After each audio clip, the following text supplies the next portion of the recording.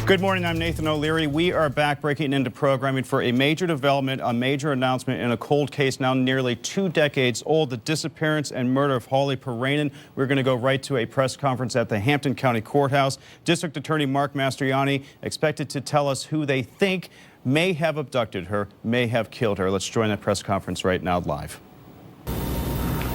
Hi, thank you everyone for being here today.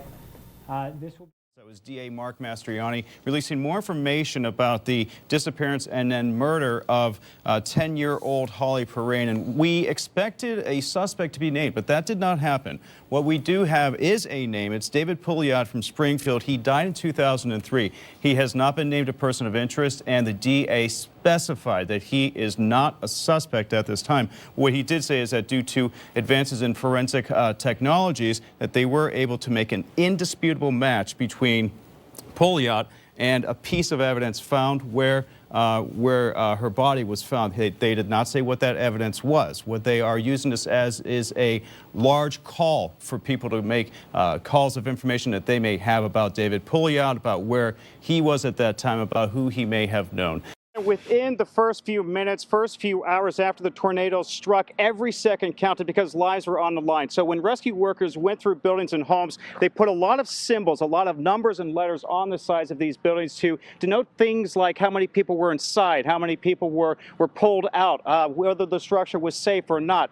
Very crystal clear messages to other rescue workers, but to residents now, very confusing. In this tough economy, many people are pinching pennies and looking for ways to stretch their dollar. But despite all of this, you could be throwing away your money and not even know it. Here's Money reporter Stacey Johnson. And right now we have on the phone Scott McLeod from MEMA. And Scott, can you tell us where you guys stand at this point? Good morning. Well, as of... I don't have dinner for you, but I have dessert. Now, we were talking about the bacon sundae at Burger King. Yeah. Well, I have one. And oh my gosh. And not only do I have one, I have 2 spoons. You're gonna make me try this? We're gonna try this. I accidentally break a glass yesterday in the kitchen, and this guy accidentally wins $1 million. Where is the justice in the world? I don't know. Maybe should he split it? Do you think that'd be a tough split thing it to with do? me? $1 million? No, the woman. The cash with you.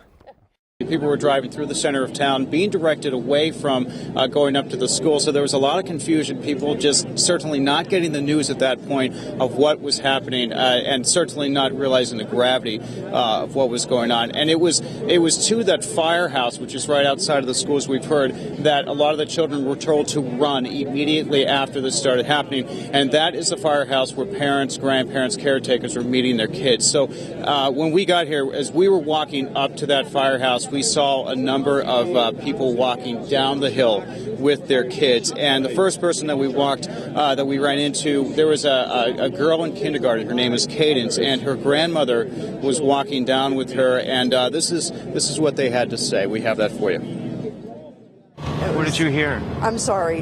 Noise. What kind of noise? Bad noise. It's just hard even to talk. Of course, her mom is a school bus driver, so she heard first, and of course she was out of her wits. But very hard getting any information, you know, on TV, online, and you're just hearing bits and pieces from everybody else. We had no idea which school it was to begin with, and then when we found out Sandy Hook School, it was unbelievable. And what is also something that people need to understand is a context of this town. When you think of a Norman Rockwell picture, that is this town. It is a town of under 30,000 people, mostly made up of families, young families. Everybody knows each other. There was another person we talked to that you'll hear from later on in the news. He was a basketball and baseball coach for kids at the school, and he said because everybody knows each other in this town, news of what had happened literally traveled in seconds to everybody through social media. And so it's just very sad that for an American town, for just that Norman Rockwell picture of a town, this town is never going to be the same after this.